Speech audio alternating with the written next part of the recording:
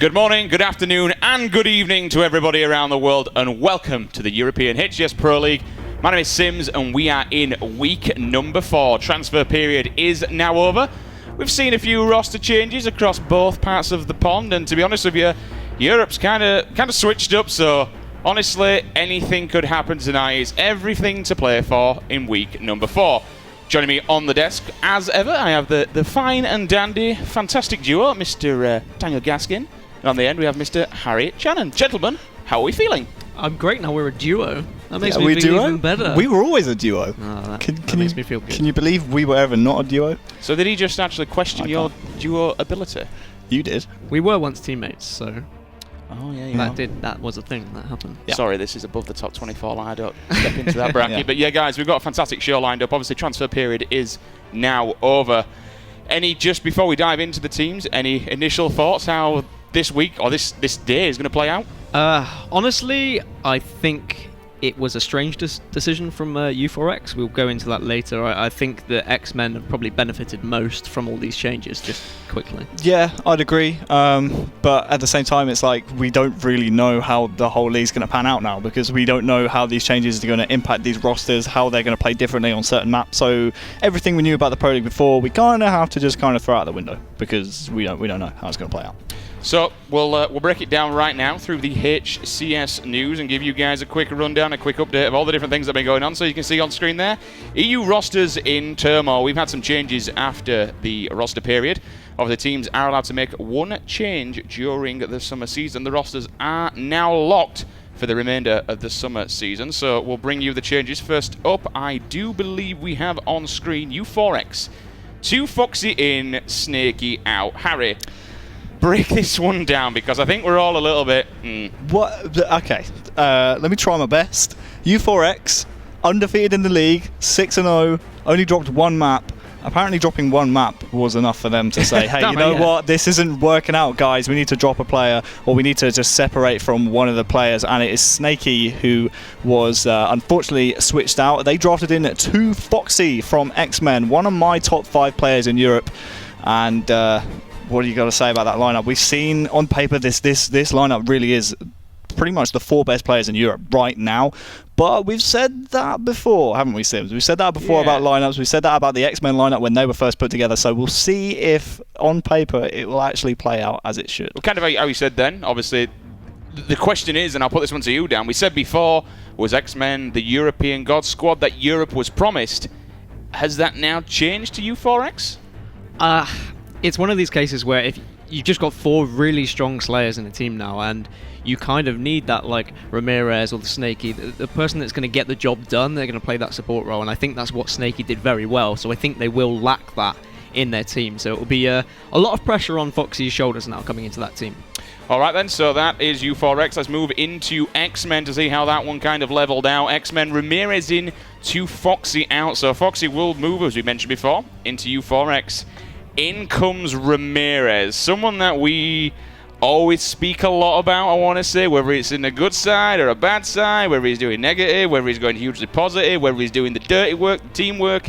This man does it all. You get the full package with Rami, don't we? We spoke about, you were mentioning it over the Chalky duo. Yeah, I mean, I think Ramirez hasn't attended an event without Chalky for about 4 years or something like that, last time I spoke to him. So it's great to see them back together, and I said before, you need that Ramirez on your team, and I think this X-Men lineup definitely needed that kind of player to just bring them to that next level, and I think that's what they were lacking, and maybe we might see the rise of the X-Men now. Yeah, I actually really like this new X-Men team, because Ramirez is the kind of player who knows how to make his superstars shine. And that's what X-Men were. They were a group of 4 superstars who just didn't seem to have a direction. And I think Ramirez actually really brings that direction. Anyone who's been watching Jimbo's stream knows the type of communication and leadership that Ramirez is currently bringing to the X-Men squad. So I actually really like this acquisition by X-Men. I think it helps them out tremendously, and I think we're going to see maybe a bit of pressure taken off of Chalky and Jimbo, especially their shoulders, because now they've got Ramirez there leading the charge. They don't have to put as much emphasis on leadership within the game. I actually really like the new look X-Men. So, obviously that's Ramirez. He left Team Vibe, as you can see there on screen in the bottom corner. We now see Snaky in to replace Ramirez. Snaky kind of coming off the backlash of what was the initial change. That's kind of what was the domino effect, kind of the lethal effect, I want to say, over in NA. Everything kind of spiraled out from them. Snakey, we heard various possibilities, no point in lying. We heard vicious rumors and things like that. But you know what? He's found a home in Vibe. You mentioned Snakey's that kind of player, Dan, who will, you know, it's kind of what you need, or get stuck in here, or get stuck in there and do the dirty work no one has. However, my question to you is, we saw Vibe. They were getting better. As soon as we put Septic in there, we just injected, bang, some serious life. No disrespect to Speed whatsoever, but there was a definite noticeability with the whole team. They were getting better, and now they've found themselves probably on a team change they didn't, I think it's fair to say, they didn't expect. How does this leave Vibe now? I mean, they didn't expect it to happen, but I think it might be a good one. You've now got 3 players that all attended Halo World Championships together in Riots, Lunny, and obviously Snakey now being added. So there's going to be natural chemistry there for these guys, so I'm really excited to see them kind of get underway. I think it's a great upgrade now for Vibe. They look like a really solid squad, a very well-rounded squad now. Now that Septic is backfiring, we had some speculation, because obviously he didn't play a lot after EMEAs. He's backfiring in the Pro League, and now they've kind of, I don't want to say upgraded their weak link, but it's fair to say that there were a lot of questions about Ramirez. You know, could he keep up in those vital Game 4s, Game 5s? He did last week on our broadcast, and obviously now he's moved on to pastures new. But I actually really like the fact that Snakey is not just thrown in the towel. He's joined this Vibe team. Yes, they are in the relegation zone at the moment. They're down in that bottom 2 of the league. But I honestly think with this new acquisition, they could maybe sneak a few wins here and there, and maybe even make finals. Let's take a look at the final team that made a change in Europe. Pulse, Punisher in, Crystalix out. Crystalix will step down, so we wish the best of luck to him and his endeavours in the future. Punisher, who was their recent sub, now takes a full-time slot for the remainder of the summer season. Obviously, a lot of questions were kind of around Pulse and, you know, what they were doing and how the kind of their ability, I want to say, within the Pro League. We definitely saw an improvement, though. You know, we saw the last change of... Go on, remind me again. Solar quit. Yep. And we had Fragger come in. Fragger comes in. Things start to get a little bit... Sorry, my mind's a blank. That's all right. Gets a little bit better. Now we bring in Punisher. Is this a good choice for them? I think it adds more slaying power. I'm really excited to see it. I mean, I think that there's not really much more to be said, except that there's just... They're getting better and better, Pulse. They're doing the right things, making the right changes. Last time they made a change, they put a series on the board. And, you know, could it be 2 weeks in a row that they've made a change and they put a series on the board? They could even make it 2 wins here today. A lot remains to be seen about a lot of all these rosters. All these new rosters, we haven't seen them play. A lot of them, we don't know how they're going to play. We don't know what their strong game types are. We don't know their strengths. We don't know their weaknesses. So today is going to be a learning experience for us, as well as the teams and players now playing together for the first time. And of course, it wasn't just Europe. We'll just leave it there, because Dinosaurs and Infused, their rosters are locked, they're solid, no changes for them, they're the same teams. Harry's extremely happy because we heard of a few rumours, but you know what, the teams are moving forward. Let's move across to NA and take a quick look at that one. Rostermania in NA. Negative. We did not see a spiral roller coaster, kind of what we've seen in previous season and initially in previous times, especially with the whole lethal thing, because that just went wild. However, we do see 2 team changes. We see Denoxide coming in for Assault on Liquid, and we see Hines taking up Goofy's spot in Allegiance. Hines, you say the name, there's nothing else to say. It's Richie Hines at the end of the day, and he'll bring a hell of a lot to that team Allegiance. Obviously, best of luck to every single player that leaves the Pro League in every single way. And yeah, that's pretty much rounds it up for the team change across the board. One thing that I want to mention finally, out of all the news today, HCS Skins, stay tuned for the North American Pro League show. Boys and girls, ladies and gentlemen, we have got some incredible things to show you. We're not going to speak about it on here. However, stay tuned. You do not want to miss. Honestly, there'll be... Watch your Twitter feeds, watch the stream. Things are happening. Things are coming. We'll get a preview. Looking forward to it. Things are good, guys. We've got we're rolling on, rock and roll, summer season. We're coming up to the end of it now, weeks 4 and 5. Then we'll go to the relegation and finals. Everything's kind of heating up. I don't know about you, but I'm super looking forward to getting this underway. Yeah, definitely. And obviously we'll look at the standings later, but I think U4X can secure their spot in finals today if they get a win. Everywhere else, it's still to play for. Even Pulse can still make finals. Mathematically. Yeah, there's also quite a lot of congestion in the middle of the table at the moment. I think later on today we have Vibe versus Infused, if I'm not mistaken. If Vibe beat Infused, then they basically leapfrog them in the league, I'm pretty sure. I think it comes down to map percentage, but I think both of those teams would be 3-3 in the league. So some very vital matchups here still to come late on in the season, guys. I'm looking forward to them. I just can't wait to get them underway. Right, let's crack on then and give you guys at home who are just joining us for the first time a rundown of how the European Pro League will work out. Summer season on your screen now. Top 6 teams advance to the European qualify for the league. All teams play each other twice during the season. Top 4 teams advance to the season finals. 5th and 6th place drop down to relegations to fight it off against the open circuit teams. Quick reminder, 5th place in this league will get to choose and determine their challenger from the open series. 6th place will have to play whoever is left. Let's take a look at all the teams then and how we are now standing here, ladies and gentlemen, for the remainder. Jimbo, Snipe Drone, Chalky, Ramirez make up X-Men. Respectful, Mose, 2 Foxy and Kimbo are U4X. Batchford, Flux, Warlord, Doodle remain untouched, and that is Team Infused. Move across to the blue corner. We have Cali, Punisher, SLG, and Fragger. That makes up Pulse Gaming.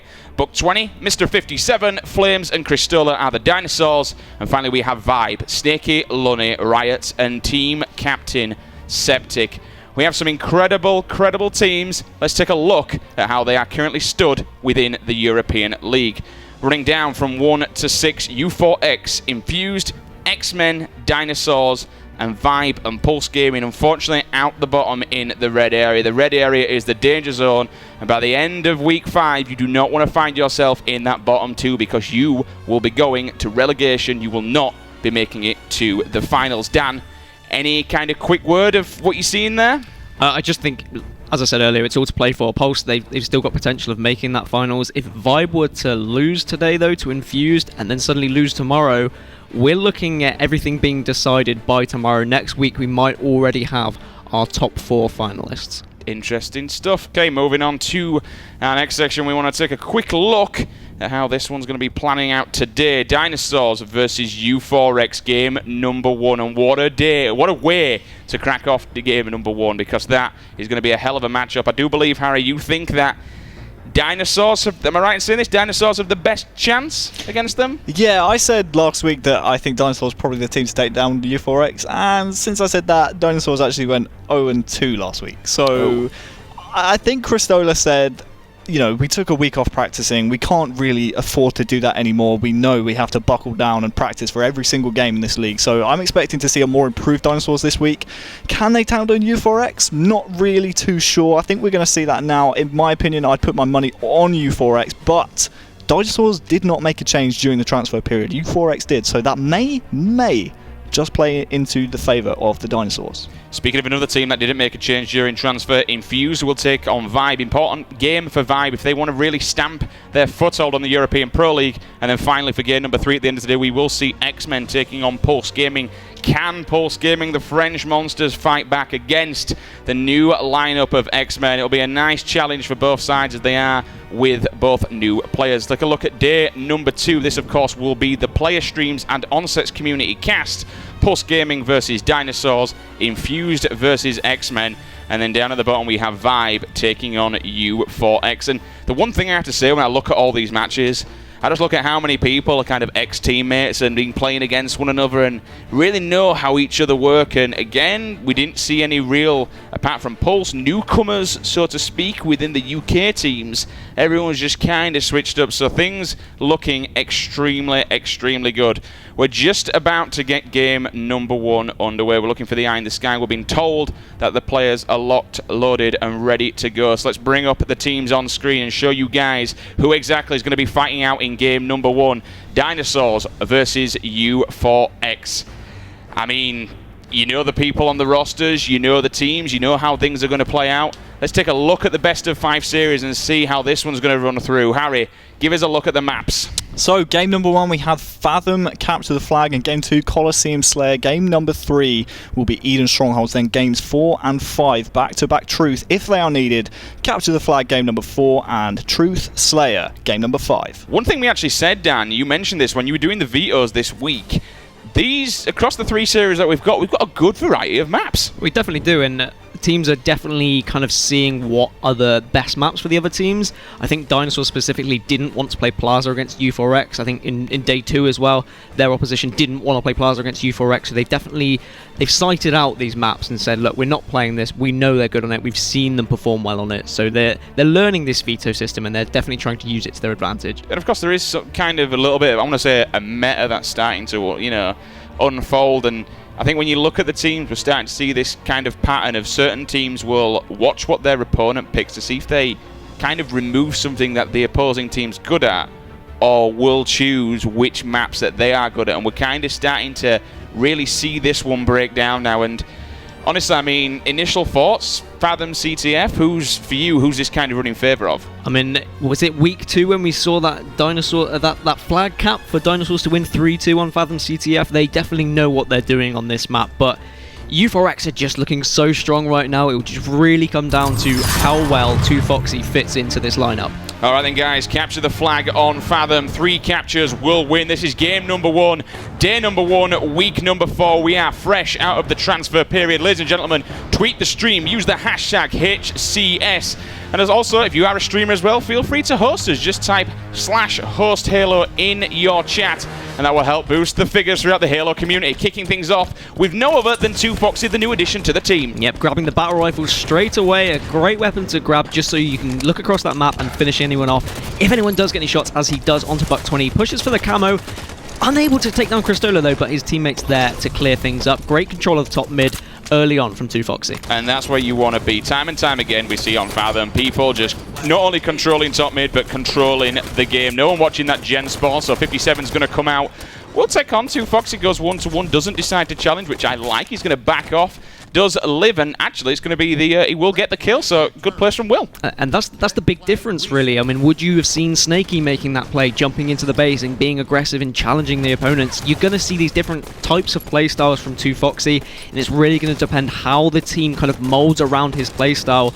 He really needs to look at what they're doing and kind of mold around them rather than them mold around him. I think it is definitely, we have to say, U4X 100% have the slaying advantage. This is a very strong, very aggressive and very determined team, but the things that we've seen out of Dinosaurs, no one, I don't want to say we underestimated them, but they're not dead, they're not extinct, they've been putting on some good shows, and of course the practice is there. Respectful will come from behind, grabs the perfect kill on Buck 20 as well. Doesn't actually see anybody to his right. We can see on the player outlines he's got one running left, one running right. Will take down Flames with a quick beatdown, whips out the AR, and of course if you're going to go toe-to-toe with somebody, that's the kind of weapon you want in the hand. Now he's going to hang around that. He will run in to try and block this gen spawn, so no one's in there. There is someone in there. We're a little bit too late. Grenades will come in. There's going to be no hit markers on that. However, he will have someone spawning in the base as well, so he will fall. I've got to say, marvellous patience as well from Respectful. He kind of got a kill and then backed off rather than just aggressively charging. Sometimes you'll get a kill and just push as much as you can. He was very patient about his play, and he got a few kills because of it. I've swapped over to Flames here because in the next 10 seconds or so, the camouflage is coming up. I was going to say he had beautiful top-middle control, but instead he's ducked down for that railgun. That camouflage is coming up very, very soon. Flames can't quite get the kill, so I'm going to swap over to someone who's actually running the flag right now.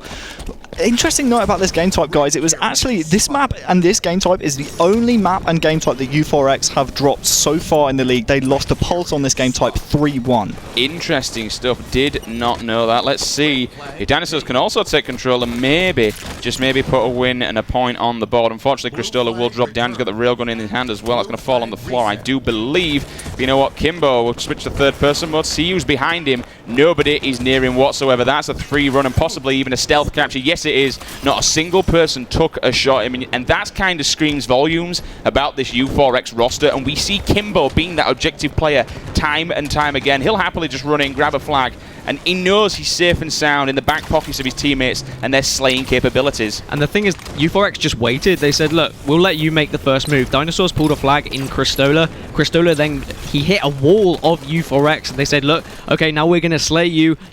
The flag's out, we're just going to get a counter cap. And fantastic run there from Kimbo as well. The fact that no Dinosaur player was even able to see him means that they were well on top of spawn control. 2Foxy's going to grab himself a BR. He knows it's kind of up inside the little gap area as he looks for some players. Finds one down on the blue vat. Take a look at the kill feeds there. there. It's actually 57 who's on top at the moment with a golden arrow with 9 kills in the bag. Will catch Flames off guard. They will trade out. There's a double, so 2 are going to be down. Moses up top mid. Respectful's going to try and stop the flag pull, but unfortunately 57 will give him a quick jawline, and down he goes. In comes his brother Buck 20, will save the day as he stops Mose and possibly even go for a double. Doesn't quite land it.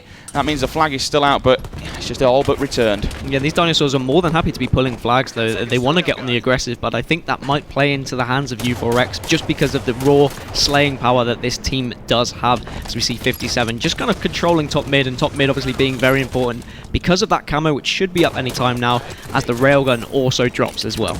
Interesting pull by the flag guy. He definitely did have some support there. As we see a Flagnum kill is going to come in. We'll see 2 Foxy, 2 players, and Mose as well. Even if he's just been annoying, can't get that last kill. That would have been pretty big for him. However, Flames comes in with a grenade to take him down as well. Now we see Buck 20 on the defensive with the railgun, just waiting for that flag to come back.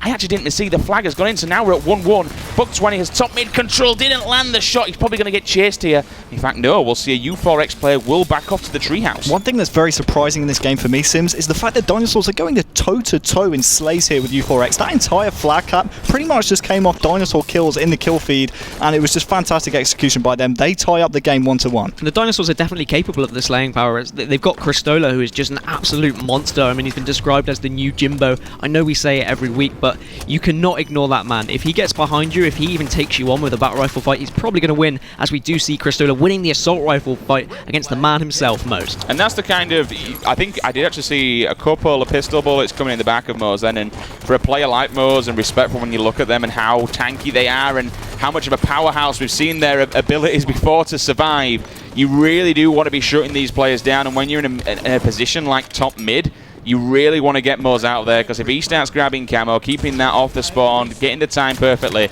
you are going to be in all sorts of trouble. Now we see Flame stepping up. Will try and spin around to get a beatdown off. It was a good attempt. Unfortunately, didn't quite land it. Kimbo will see it through as we now move across to Cristola, who's pushing hard on Blue Treehouse. One thing I've definitely noticed more is there's a lot more individual battles coming out of this U4X side. I mean, the U4X of old, when they had Snakey, it used to always be at least 2 people getting in your face. At the moment, they seem to be running around like individuals. I don't know whether that's just the addition of Foxy, just the aggression. They're trying to get all over the map, trying to get in the faces of the Dinosaurs. But Dinosaurs, like you said, really going toe-to-toe at the moment and bringing it to this new U4X side. I really like where he run the flag, because he knew they were spawning over by the treehouse. He actually decided to run it straight through bottom mid. In comes 57 from behind. They've got defensive. Someone's inside the base. I can't remember which player is next to him, but he does have one of his teammates who's got the railgun, so that'll be a big kill if they can go down, take him down. 3 are in the base now. We're going to see Respectful trying to just get a little bit of position up on that top middle section. They get the return. 2-1. We're now seeing Dinosaurs going 1 flag cap up on U4X. Harry, what is going on? Well, I gotta say, I really don't know. This new U4X team, excuse me, looking very, very shell-shocked right now. I was about to touch on the fact that Dinosaurs actually 2-0 on this game type. They are undefeated on Fathom capture the flag so far in the league. Can we take a quick look at the kill feed just to show people at home what the kind of... Have they been outslayed at this moment in time? I think they are indeed. Flames, 20 kills. Respectful only on 9. At the moment, the Dinosaurs are well and truly in control of this map. 57, unfortunately, will drop, and so will Cristo. It's going to be 2 down. This probably will be a dead flag. I really don't want to see Buck 20 overextend. However, in comes Flames out of nowhere. Will get a touch, but there's only 1 more person alive. His teammates are coming off the spawn through the garage. Unfortunately, a few needless deaths, in my opinion. I mean, I like the attempt of throwing the flag to Flames. I mean, if 20 was able to survive after that flag touch, they might have been able to get it in, but unfortunately, U4X are going to regain a bit of map control because of this, because of those good grenades off spawn, as we now seeing U4X are moving a flag on the kind of counter cap, and it's Kimbo again moving the flag. I'm not used to seeing Kimbo doing all this objective work. Clearly he's having to kind of jump into this role. Now they've added 2 Foxy.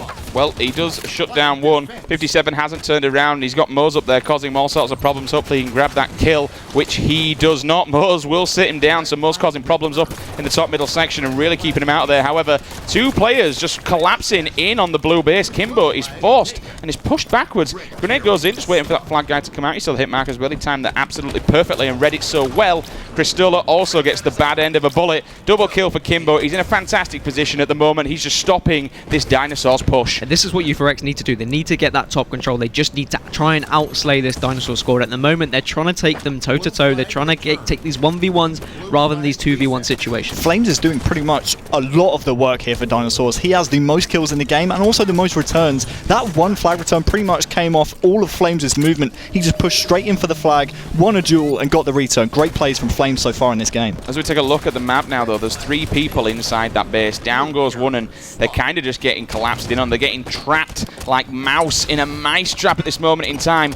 Kimbo, 3 people in there, he'll get 1 kill, and all of a sudden the flag's back on the move. He's going to take this, the top middle section. He's got Respectful for some support cover. I really want to see Respectful try and be more aggressive on the treehouse. One player will opt to drop the flag and try and run away and survive. Unfortunately, that's not good enough. But you know what? Railgun's coming in. Flames once again, Harry, every single time. Buck 20, unfortunately, gets shut down and says no. He does get a touch, though. That flag is just outside the window. They really need to kind of use it as bait at the moment in time and just stop these poles. I think it's going to be a little too late. We see Kimbo flying in, and all of a sudden down. We're tied up 2-2. We are tied up, but I think that's 3, maybe 4 down. If Buck 57 can survive, he can. Perry spawned, 2Foxy, sorry, spawned there, was able to take him down. Very patient play, actually, from 2Foxy that we saw. He watched the flag, he waited. The opposition kind of ran in. I think it was Buck 20, and he was there just to clean him up. Yeah, it seems like U4X have actually woken up so far in this game. We're seeing less slays out of Dinosaurs in the kill feed, and U4X, as a result, were able to put a flag on the board. But just as I say that, 3 of the U4X members do go down, so let's swap over to Cristola here and see if he can help his team fashion this flag run. If we just reverse for just a second and kind of talk about what happened then, as we saw the Dinosaurs did get a pull on the flag, but nobody actually stepped in the base. It was a bit of a desperate pull, I want to say, because nobody was in the base to stop that gen spawn whatsoever. So as soon as Foxy came out of spawn, he was just in their face, shut it down. But you know what? These grenades are coming in thick and fast. Throws in a... Oh, Splinter doesn't get any hit markers, finds any targets, but you know what? He's going up behind him. Can he get this kill? That'd be huge if he did. That's 2 down. Great trade-off. I mean, this Dinosaur squad definitely has a game plan. Get in the face, pull the flags, and then we'll just work from there. They're not controlling spawns that well, but they're definitely looking at where players are spawning. The trouble is with this Dinosaur squad, when they do have the lead, when they've got that 2-1 advantage, when they've got that kind of 1-0 advantage going into 2 minutes left, they don't really know what to do, whether to sit back or whether to attack. We've seen it in past weeks. Now at 2-2, I think it's actually better for them than being 2-1 up with 2 minutes left. There's a lot of pressure on Dinosaurs, especially as we see U4X closing in on the prey. But Cristola's in quite an unorthodox spot. He's just going to run through the courtyard and just really run straight head on into 2 of them. We'll get an assist with 57 and takes down Mose as well. Now 57 is just going to try and look for anybody who's going to try and climb up through the opposing treehouse. He knows he has a little bit of support, though, from his teammate who's on the left of him. Grenades are going in thick and fast. We're not seeing any hit markers. And just as we kind of look across the board, probably about their 25%. At the moment in time, U4X are kind of locked back into their side. Grenade will go down. Unfortunately, Respectful's map movement is just too damn good. Thrust out of the way of the nade and will survive another day. U4X clearly made a decision. Look, let's just sit back, let's let them come to us, then we'll slay them, and then we'll push. And I think it was a good decision. They just kind of created a wall. They kind of crossed sight lines. They were just checking every angle, and then the Dinosaurs just walked into a barrage, an ambush almost. And now we see the U4X on the offensive. Anyone see that Splinter nade? Respectful just threw. He bounced it off the wall and banked it into the back of someone's head.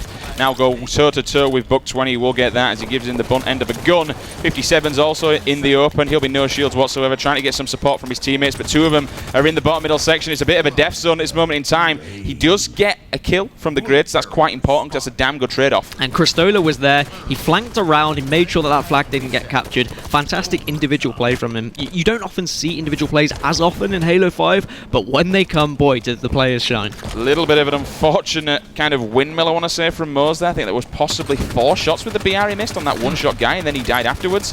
Kimbo, great thrust back though, managed to stay alive and get a beatdown off before he went down. Now we'll see Flames just kind of slowing it down a little bit. Will be too late as Mose grabs himself as camo. It would have been an important kill to take down and burn the camo guy. However, Cristola, you see there on the assist medal at the bottom, takes down Mose. Double kill as well for Cristola. He's in a really cracking position as well. There's only 2 players and they're both at the tree houses. I can just imagine Cristola sitting there listening to everything, not speaking that much, but just running around and looking at everything that his teammates are shouting. He just seems to be getting all the kills, seems to be finishing off everything. He's a fantastic player to have on your your side, but someone really needs to step up now. So you're going to be looking at players like Cristola, like Buck20 to be making moves and trying to get these kills. That would have been an insane kill if it had managed to land that nade at the side and just take down. But 1, 2, 3, I've just seen a kill feed of U4X coming up on the side. Guys, we are now into overtime. The next cap, of course, wins. If this is 2-2 at the end of this 1 minute 46, we will have a full replay in effect. Kimbo looking over at 2Foxy, just checking that he is safe. Now will drop a nade down bottom mid. Unfortunately, it's not good enough. It's a big trade-off at least. Flames is trapped in the corner, will take down one. That's respectful as we see 2Foxy just coming to try and get this return. Flames pokes back out, but unfortunately, Foxy's shot is just too damn dominant. Yeah, Foxy just kind of defending as he can as his team is trying to push this flag in, but the Dinosaurs have managed to overrun the U4X base. They pulled a flag out. They can get a return as well. Then we're going to be back to a standoff, I would have thought. That's a massive pull by Moz, though. He runs straight from the vat. Whoever's actually running this down the bottom midsection, I think they're pretty generous, to be honest with you, because they just had a go at it, but unfortunately it's not good enough. U4X to game number 1, 3 caps to 2. But my word, Dinosaurs putting on a show. I can only imagine Snakey sat at home right now and smiling to himself just a little bit. Harry, run us through what you've seen on the kill feed. 2 30 bombs out of Respectful and Moz, 2 caps out of Kimbo, and actually that's 6 flag returns. That's pretty unorthodox. We've actually seen there out of 2Foxy, 6 returns on the other side. Flames, 31 kills, 21 out of 20. It's not really good enough, to be honest with you. And I tell you what, though, it was actually a close game. It did go to overtime, but you've got to think if Buck20 can maybe get a few more kills in that game, then maybe the flag game swings the other way. One thing I want to say from that, as we actually count up, 6, 7, 8, 9, 10, 11 flag returns out of U4X. I really feel like, and I don't know about yourselves here, that's Dinosaurs just constantly pressurizing them and really putting the backs up against the wall. And Harry called it perfectly. A bit unorthodox for 2Foxy to be constantly chasing them down. Do you think it was just pure pressure then, or beginner's luck? Dinosaurs had a game plan. We're just going to keep pulling flags and we're just going to slay as we go. And it was working. I think the game just needed to it got too far for Dinosaurs. They U4X kind of, they woke up a little bit. They didn't come out of the blocks hot. They were a bit cold, they were a bit stale. You saw Moz, you saw Respectful struggling with kills. When they started to pick it up, that's when the U4X squad really started to get good. We saw here the early aggression from Dinosaurs time and time again, getting in the base and pulling the flag. This right here, I think Flames actually just charged in, made him weak, and Buck20 was able to not only catch the flag, he also threw the nade and took down the player that Flames was charging as well. But overall, just a really great performance out of U4X. They did have to bounce back in the game. They came back from 2-1, and again, Kimbo here, top middle control, just great listening, cleaning up players left, right and centre, and it was just a fantastic job here out of U4X. I mean, we said it's unorthodox for Foxy to get those flag returns, but I don't think flag returns is necessarily like an objective kind of thing. I think 2Foxy was just getting in their face, he was being aggressive, he was slaying as he does, and he was like, oh, well, I can return a flag while I'm killing them all, so why not? So that's what he was doing, and I was a bit unsure at first, but I definitely warmed to this 2Foxy in U4X after that kind of final few minutes of the game. And do you know what? What? Got Moz in my fantasy squad. Oh, yeah, boys. Yeah. Wait, who do I have? Kimbo. Yeah, I've got Kimbo. Who have you got? I got Respectful, and he was only 3 kills behind him, so bad. I'm okay with that. That's fine. You see, to be fair, I can imagine now, because Moz were a little bit behind last week, he's probably just going to stat pad like a bad man. One thing I've noticed though about Respectful, his fantasy stats are off the charts when he's on the official. When he's on the official stream. So on day 1, so when he's on our broadcast, he goes off. He always has decreased stats in the next day. I can't tell whether or not it's because he's a big time player, or whether or not, it's just complete freak. We need to keep racking up these questions, because we're going to have him on after the show. Yeah. Hopefully he's not got his Skype mobile out with his doing his hair like this, as we know selfie he does. stick, just like that'll be selfie. Right, what's going on, boys? What's going on, boys? Yeah. Want to get a KFC? Well, I'm from Scunthorpe Town, you know it. But yeah, we're gonna have him on after the show, so it'd be good to speak to Brandon, see how this team's going on, because we haven't really heard much from him so far. We had him on the stream. Moving in to game number 2, if you had just joined us, welcome along to week number 4, day number 1. Let's take a quick look at the scores from the previous game, as we just saw a 3-2 win by U4X. No one kind of expected Dinosaurs. I'm actually saying that you did. You said that Dinosaurs would put up a pretty good fight. Do you think this is going to roll into game number 2, or do you think that we're kind of, you know what, boys, we're taking it easy, it's time to wake up? It's an interesting one, game 2, because U4X haven't played Colosseum Slayer, which is game 2. They haven't played Colosseum, period. in the Pro League. Really? They have yet to play Coliseum, I'm pretty sure. I might be mistaken on that one, but I'm 99% sure we haven't seen U4X on any day in the Pro League play on Coliseum. Was this, you might remember this one, is this the turnaround map for Dinosaurs when Yes. they played X-Men? Yes, it is. They won 50-45 on Coliseum Slayer in game number 5. What do you think about this? Do you think this could be the turnaround? I don't think Dinosaurs need to turn anything around right now. I think they just need to keep doing what they're doing. If they play like that, they're in every chance of winning a Slayer game. I just think they were unlucky with their flag pulls. They got counter-capped probably twice in that game. Just how that map can go sometimes. You can just be on the receiving end or you can be on the giving end. Hindsight's a wonderful thing. Yes. Do you possibly think maybe there was a little bit too much YOLO pulling, I want to say? Well, it's kind of a double-edged sword because if your team get the kills and you are in position to run that flag early, then a lot of the time it's going to be a cap, because most of the time you don't need to slay those second wave of spawners because the flag is already on the move. Yeah. But at the same time, if your team don't get the kills and you die, then more than likely their team is already in your base pulling your flag. So it's kind of like, like you said, it's a YOLO play. It's pretty risky. And Dinosaurs were playing a risky game there. It went well for them in the first half of the game. They went 2-1 up, but unfortunately U4X just had the resilience to come back.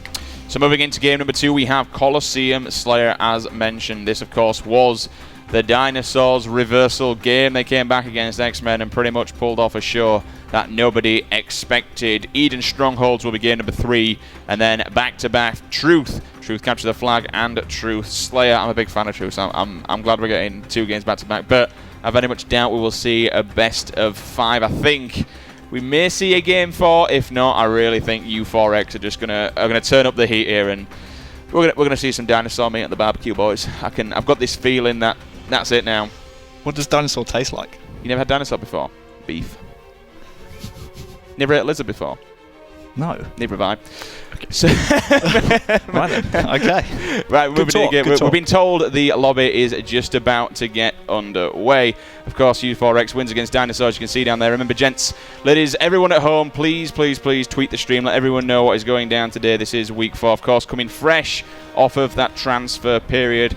We're currently kind of on board with Foxy, looking at how he is working with this U4X roster. Can he make them stronger, or will we see a little bit of a change from game number 1? The pressure certainly looked on for U4X, but hey, we can't knock Dinosaurs. Hey. If it's not broke, don't fix it. I'm glad that some of the teams didn't make changes. Dinosaurs, Infused, especially Infused, because they're kind of a young lineup and it's good to see them stick together, but we'll talk about that later. The Dinosaur squad, there's so much potential there. Yeah. I mean, the Bucks So good. are 2 of the most successful players in Europe. Combine that with your ex-coach, who knows everything about you, and this new young raw talent of Cristola. I mean, he's been grinding Halo since like Halo 3, but only really came into the scene at like Halo 2 Anniversary, and now he's finally on a top roster, and it's really good to see these young guys kind of coming through the scene. You guys have seen him obviously at previous LAN events. Did he kind of, back when you were casting them together, was he kind of a standout player as such when you've seen him? Who's this, sorry? Cristola. Cristola, yeah, him and Flames tend to work together very, very well. They always seem to be flying together. They have very similar play styles in the fact that they're very aggressive. And when you combine them with the Bucks, they're a very solid foundation to build off. That's why I really, really like this Dinosaurs team. And in fact, I think I might start this game off with someone from Dinosaurs. Let's start this one off with Cristola. All right then, guys, rock and roll on board with Cristola now. Game 2 is underway. Collie Slayer is the name of the game. Getting to first to 50 points is the aim. Cristola finds Perry. Going to turn up down in the maze. Moses round the corner. You can see on the player outlines. He's just going to throw that grenade. Will get no hit marker, so still doesn't know where he is. I like this play though. He's going to go up behind him. He don't know where he is. He's just seen him on the radar, but he's going to stay alive, which I absolutely like. There's a guy there with Rocky. It's not entirely sure how this one's going to play out. He will finally get the kill, so Flames will live with the noob tube. Can he get this kill? No, he cannot, unfortunately, but he's patient. However, he hasn't seen the player hiding on the pyramid. And if we whisper, maybe he won't see him. Nope, he is going to see him, but Cristola will take him down. Cristola is like one of these players, he's just like a slippery fish. And I think you need a slippery fish on every team. Someone that's just going to wibble and wobble around your back lines and just be an absolute nuisance. And as we see, Mose, he's that type of player as well. So they're the kind of guys you can be watching in this game. See if they can get behind those back lines. See if they can take out the snipers if someone's got a sniper and stuff like that. That's the one thing about Mose. I know you can say things about people's map movement being truly incredible, but it's his position more than anything. He's always in the most unorthodox places and in areas that you just wouldn't expect and just sometimes forget to check. Quite interesting to see what happened with two Foxes. We see just a little skull of death coming up there, so that was a suicide somewhere along the line. 10-5 though, double the scoreline at the moment for Dinosaurs. They're coming out of the gates rather hot. Will scope in across to the pyramid section. There's two Foxes. If we look left and right, we can see Kimbo coming up on the elbow approach. Perfect kill from 20. We'll sit him back down. Now 3 people though, Dan, boxed in down at the sniper section. Yeah, at the moment Dinosaurs are a little bit all over the place and U4X are just going to swarm and take advantage of that. I'm a little bit concerned by the lack of slaying power from U4X, considering they have probably 4 of the best slayers in Europe right now. But I think it's just a case of chemistry and gelling. All they need to do is get one series on board and then suddenly they're in the finals. And then within seconds, they're now back in the lead. As you were going through that, Dan, I actually watched the kill feed, and it's just gone from strength to strength. Every single kill pretty much has been U4X, U4X, U4X, and it's just racking up now. He knows exactly where this player is. Downstairs in the basement, we'll clean that one up with ease. Kimbo knew the rockets were coming up. He took control of that entire rocket side. He did originally go up, but got sat down with the perfect kills we saw earlier on, but he definitely wanted some revenge. Yeah, I'm seeing a bit of a hard counter coming here out of the Dinosaurs. We see U4X putting a lot of emphasis on this sniper tower where Kimbo is right here, the green tower. We always see a Dinosaurs player. We saw Buck20 for a large majority of the start of this game, and Cristola now at the top of the rockets. There seems to be a bit of a hard counter here to this kind of sniper control setup that we're seeing a lot out of U4X, excuse me. Yeah, and I think it's just because of that carbine addition up there, you can now just got so much more reason to push that rocket place. You don't have to worry about when rockets are going to be up. You can push there, grab carbine. It's a great vantage point. You can shoot across to the sniper side of the map. So I'm going to be looking around the 30 to 35 section. Generally speaking, whenever we watch high-end level Halo, that's kind of the rough guesstimate time of when one team starts to really take a lead and turn up the heat, and then you see the gap and the scoreline really advancing. Great position though, he wants to be in, he's in the corner, unfortunately does miss the initial shot, doesn't matter, whips out his Magnum, will seal the deal, but you know what, he doesn't get away lightly. U4X box him in, Kimbo sees the sniper rifle, and he's just going to go dive bomb straight for that. Unfortunately, he'll take a couple of splinter nades just for a good laugh as well, but it doesn't matter, he stayed alive. Only a 1-kill game though, Dan, everything neck and neck. Yeah, and it's going to be a case of one of these teams actually setting up with this sniper and allowing one player to just go off. They are favouring this kind of cave setup with the sniper at the moment because they know the opposition is going to be pushing from sniper, but personally I like that kind of rocket elbow position because you get such a clear view of the map, but you're definitely going to take different map kind of rotations when you know the sniper is up. You're just going to be avoiding those typical sight lines. This will trade for the 3rd time now when we find it back in the hands of its original owner of the Dinosaurs. Just checking the S3 section, making sure nobody's there. He doesn't have much in the form of defense, so he needs to be extremely careful. Mose will get away with the rockets. This will be a good kill for Buck20 if he can get it. Unfortunately, he cannot. You really don't want to let Mose live. There's one. Oh, he just had to reload, otherwise he could have scoped in. He's going to back off, though, because he knows they're going to be spawning on his side where he was, because his teammates are over in the side of blue. However, one teammate's going to help him and come and get that initial kill, give him the support that he needs, and now he can set up in what I like to call the snipe drone corner. I mean, there were a few questionable shots there from Buck20. He's not warmed up right now. We saw him struggling game 1, but I love the rotation with the sniper rifle. He rotated with his team spawning, made sure that he's not going to give it away. The sniper is how they're going to win this game or lose this game, so they need to be really careful not to give it away. He's possibly advancing just a little bit too much for my liking, especially when you're up on the maze, because you can get shot from both sides of the maze, and then down below he's actually going to stick a splinter nade to someone's head, and I have no idea how he managed to stay alive from that one, but he did, as his teammate is also going to grab one as himself, but get chased down by Kimbo. Kimbo wants his kill. You've been in my base far too long, Sunshine. Get the hell out of here. 33 to 31 is the score. 6 minute 38 on the clock. Going toe-to-toe with Cristola. Cristola sits it back, and all of a sudden we're into a 1-kill game once again. I mean, why is it that Dinosaurs are so often behind and have to make a comeback? They're definitely known as the comeback team in this squad, but I don't know if you can do it against U4X, because once U4X get into that commanding position, they're very hard to break down. But as I say that, the Dinosaurs are striking back. They are 1 ahead now on the scoreboard, and 57's got the sniper. Yeah, this is a very important part of the game. Like you said, Sims, around the 35 kill mark, that's when you need to keep it close and edge into a lead if you want to win the game. Dinosaurs did very, very well in order to keep this close up until this point, and now when this sniper comes up, 57 can absolutely blame the player waiting for it. Can he hit the no-scope? He actually tags Mose. That's another double. That's a double-double now for 57, and he will drop the new sniper. What's going to be interesting is he's going to reload that, get some extra bullets, but it's where he goes from here. Grabs the no-scope onto Foxy. Nades go in. I really want to see him back off now and go towards his teammates because he has no shield.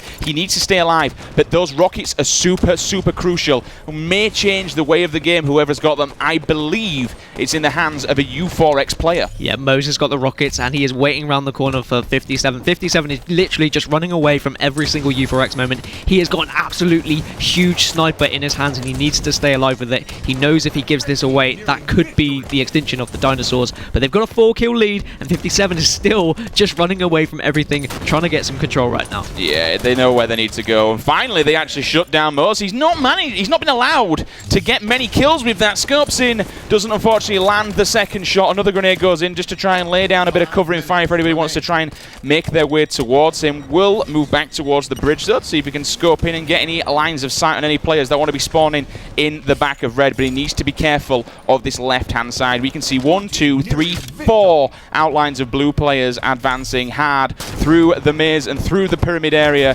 He's going to move back towards this this blue elbow at this moment in time.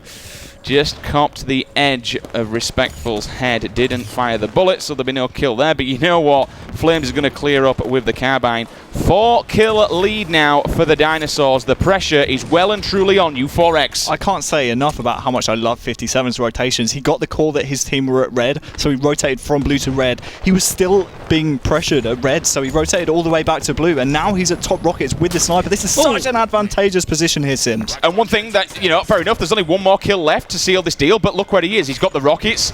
If they come up, it's game, set, and match. It doesn't matter whatsoever.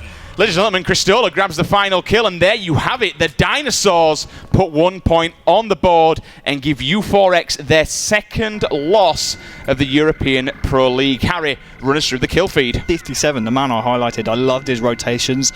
14 kills, joint most in the game, and the least deaths in the game as well. Great job from him. 20, not firing as much as we want him to, but he had 7 assists, and his team did win the game, so we won't be too upset about that. I like how he kept it under 12 deaths as well. We talk about it constantly. 12 deaths, if you get more than that, it's way too many in a Slayer, because 12 times 4 is 48. There's some maths for you. And on the other side, Respectful, 10 assists, 11 kills, but again, U4X just not able to fire enough against the Dinosaurs, and Dinosaurs take the second map here off of U4X in the Pro League. I said Dinosaurs were a comeback team, but at no point were they more than 2 kills behind in that game. They kept them within a distance, and then it just got to the last bit, and 57 staying alive with that sniper was just absolutely crucial. He was just literally running away from any noise. Even if it was a teammate, it was like, I want to go the other way. Just in case, I'm not losing this sniper. And then he positioned himself on the rocket side just in case he had to throw it off the map. That's what I like. Quite a rarity that we see not only Mo's going negative, but then Respectful going negative, and then Kimbo going negative as well. Not a really great game. I mean, is it fair to say that this is just simply one of the Dinosaurs' stronger maps? Well, we said we haven't seen U4X at all in the Pro League on this map, and I think we found their Achilles heel. So maybe this might be a veto in the future for the U4X squad in the future. We saw 57 here. I'm pretty sure he stayed alive until the end of the game here. He still has this sniper. He picked up the sniper, rotated from snipe to red. From red to blue, from blue to rockets, and ended the game. It was incredible. Great rotations out of 57. And how many times do we say it? When 57 plays well, Dinosaurs win games. He really is a key player for that team. And you just kind of touched on briefly about the veto systems, and maybe you'll be able to see this going forward, Dan, as you do them. Now when people see the Dinosaurs, we're like, okay, we're getting Collie out of there, because this is clearly a game type that not only do they love, but they can win. On your screens right now, there's the scoreline to prove it. 50-44 is the final score of game number 2, which means bam, we're getting a truth capture the flag, which is exactly what I like to see, because I'm a big truth fan. I mean, we spoke about vetoes. Snakey was actually the guy that was doing the vetoes for U4X, and now he's left. Ooh. And actually, U4X are playing Coliseum Slayer against Vibe tomorrow as well. So Vibe they'll be rubbing their hands together, saying, okay, so there is a chink in the armor. We might be able to take these guys down. And I mean, so Foxy has been on the team for, a couple of days? He's already dropped 1 map. Snakey was on it for 4 weeks and only dropped one map. That's all I'm saying. Savage. Talk about throwing him No, under the bus. The thing is, when you throw 4 really strong Slayers, sometimes you kind of have that hierarchy of who's going to be doing what, and I think once they find that right mixture, they're going to be an absolute dominant force. Just to note there as well, you can see on screen, guys, for everything HCS Pro League, proleague.com/Halo, all the fixtures, all the VODs, all the scores, everything is on demand. We updated the team photos for all the European profiles today. If you want to know all the profiles, you want to know the Twitters, YouTubes, Twitch, every single thing to do with Pro League, ba-bum-bum. This man is doing a fantastic job, so get yourselves over there, take a look. All the information for signing up for the open circuit is there also. Seriously, in fact, there you go, it just popped up on screen. So if you want the portal for the open circuit, esl.gg/EU Open, $1,000 per week per region. I can't say this enough, guys.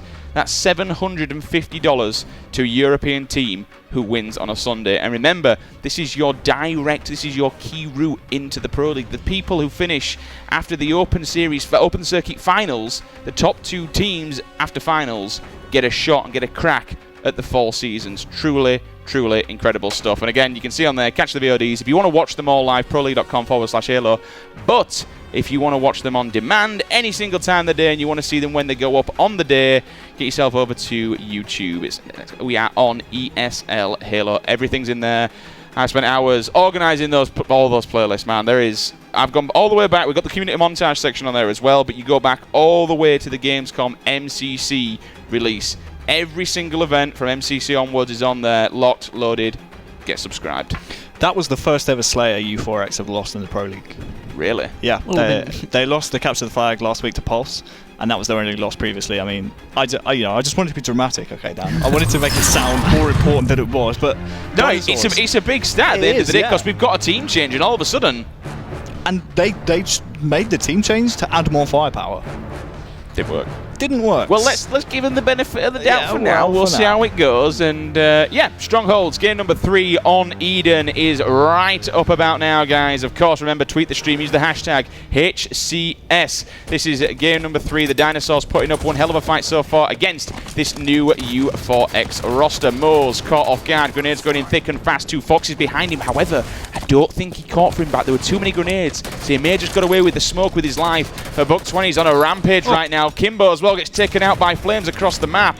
I think that's possibly all 4 dead. I love this opening start from Buck 20 as well, just grabbing that battle rifle, sitting bottom mid, putting shots across, and then flanking round behind up to that catwalk. Great use of map positioning, and of course getting the battle rifle. I love to see the battle rifle being used more and more as we develop into this Pro League. Unfortunately, Respectful doesn't manage to get that beat down off, as he did just kind of get stuck in and give it a little bit of a go. But 2 plots are now on the board for the Dinosaurs, and they are racking up the points. 2 Foxy will challenge. They'll go one-on-one, even though he's got no shields. Will drop a pre-grenade as well, just as he backs down to possibly see if he can get any hit markers off on that player. He does indeed, and then beats him down. And all of a sudden, the plots are transferring back into the hands of the Dinosaurs. You can see now, Buck 20. He will get challenged, but he will sit him down. But he needs to be careful, because if Respectful didn't kill him, certainly Mose will have done. They really need to take Mose down now.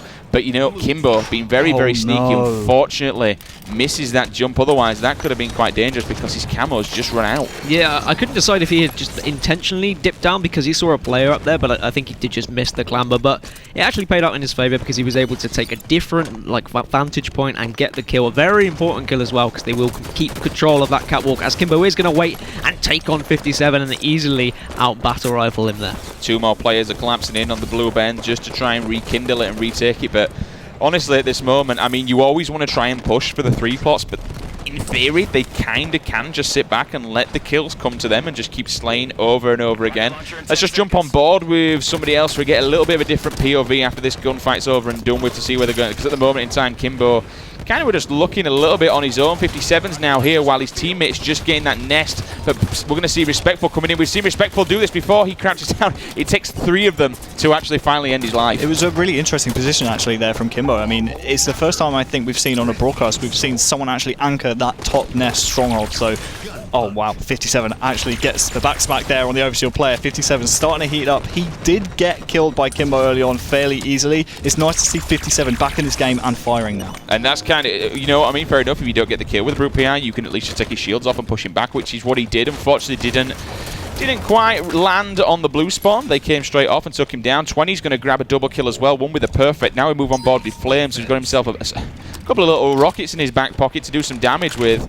Just taking control of this blue bend. All they need to do is slay, and make sure they don't get any more plots on the board. We're going to look around this corner to see where they're at. Just checking. Respectful's chasing one. Ooh, I'm going to say almost great trigger discipline, but a little bit too much. I think I would have just risked it for a chocolate biscuit there and just fired it in and accepted that I was going to kill my teammate. Guaranteed the kill. I mean, these rockets don't do as much damage as the original rockets that we saw in Halo 5, but they definitely do enough damage to take down 2 people. This is a really strange game of Strongholds. It's starting to heat up a little bit now, but early on we really didn't see much action from either team. You remember the old U4X team, who, by the way, have never lost a Strongholds game type?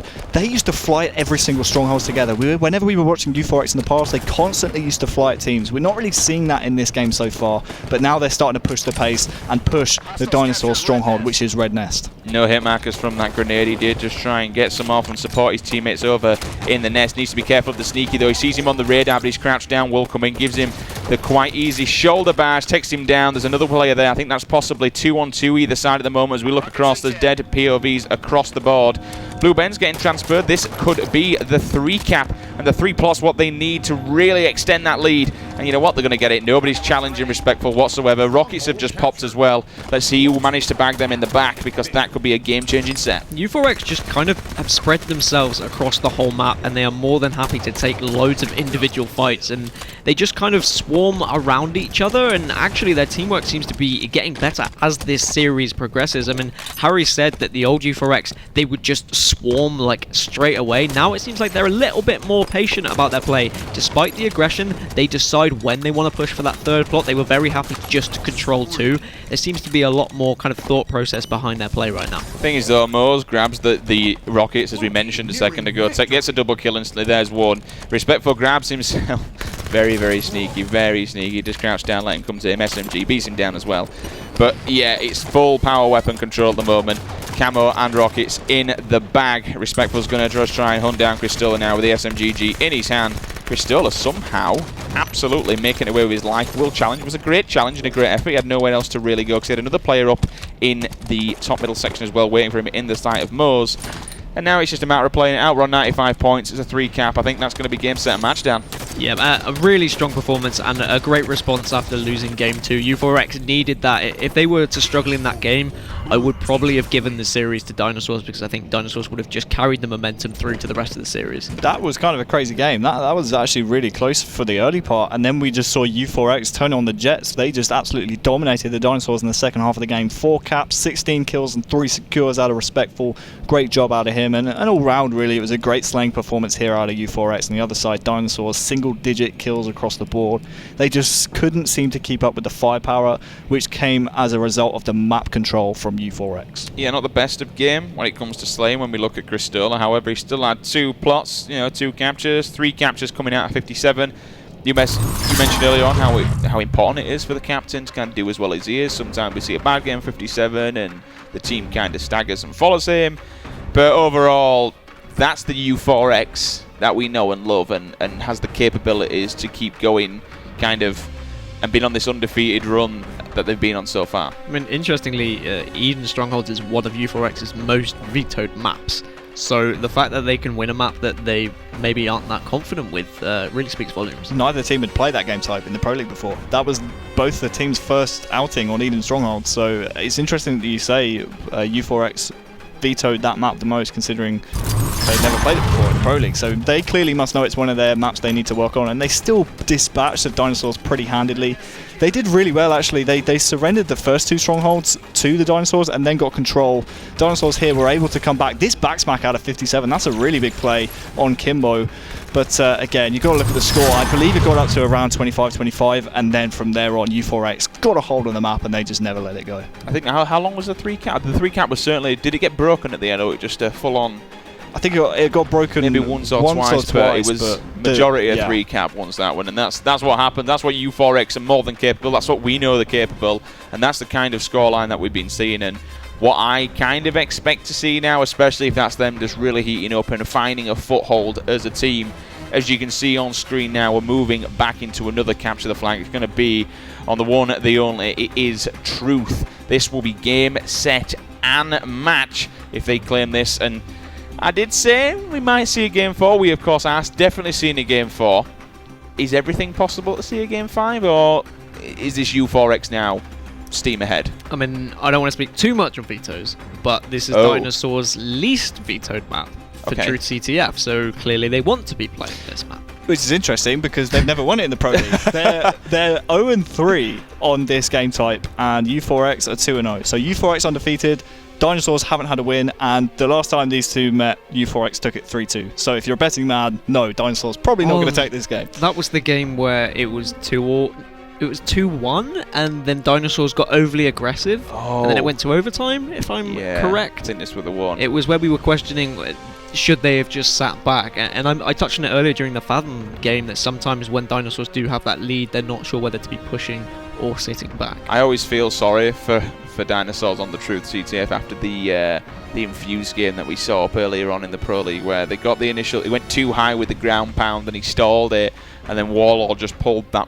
wild flag run. It was truly incredible. Just shortly, guys, we want to give you a quick shout out to some of the people of the community out there. You can see on the bottom, stats, Halo5Arena.com. I hear you're a bit of a fan of these, Harry. Do you use this website quite? Oh, right now. It's open on your screen. This site is truly incredible. If you guys want to know about players, map wins, deaths, kills, ratios, assists, don't matter what it is, this website has it all. It's what Harry uses for a lot of the statistics. So big shout out and big up to all the guys over at Halo5Arena.com. It truly is an incredible website, and it just gives so much more in-depth and so much more knowledge to what's going on, and really what we don't see, because the figures, as you said plenty of times, and what you've said plenty of times, the stats do tell a story. Yeah, they really give a great indication in terms of what's going on in the game. One thing I love the most is the head-to-head duels. I mean, we can see right now that 57 didn't win a single head-to-head duel against any of the U4X members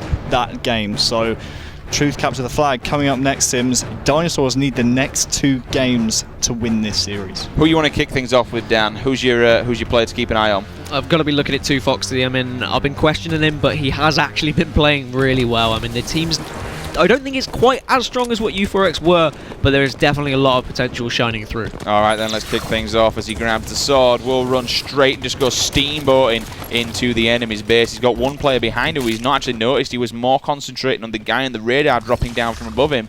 So the sword's going to transfer back into the hands of Buck 20. I just want to have a look at how this one is kind of going to play out, how we feel as casters this one's going to play out. Obviously, U4X know that this is the seal or deal, but Dinosaurs also know if they want to see Game 5, they have to win it. The pressure is most definitely on. Do you think we're going to see a much more passive game? No, I don't think you could ever describe any U4X game as passive. They've just got so many aggressive players. I mean, we saw it a lot during the EMEA regional finals. 2Foxy, if he sees that sword, he will grab it, he will go under the base, he will just flank around, and he will be an absolute nuisance. This man right here who just got a double and has just cleaned up 20. In fact, that's 2 doubles in a row now for Respectful. Went off in the last game. He actually went 16-6 with the most captures. He actually had a 2.67 kill-death ratio.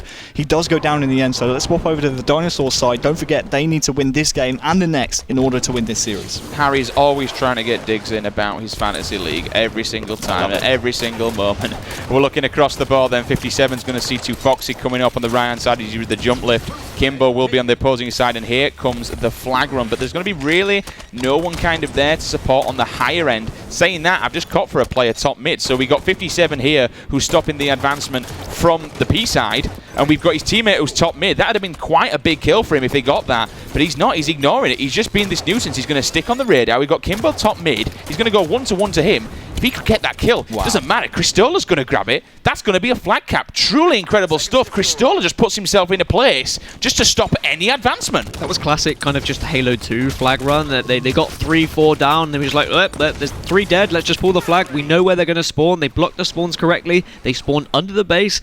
And 57 was just there just to be a nuisance, just to kind of get in the way, and then you had Cristola just cleaning everything up they had put shots on. I mean, I can only imagine that he came off the spawn and run straight from his base and just dive bombed to top mid, because I did not see him on that map when they were making that pull whatsoever. Mose is going to get a clean run, probably going to be a stealth capture. Yes, it is indeed. There's the medal.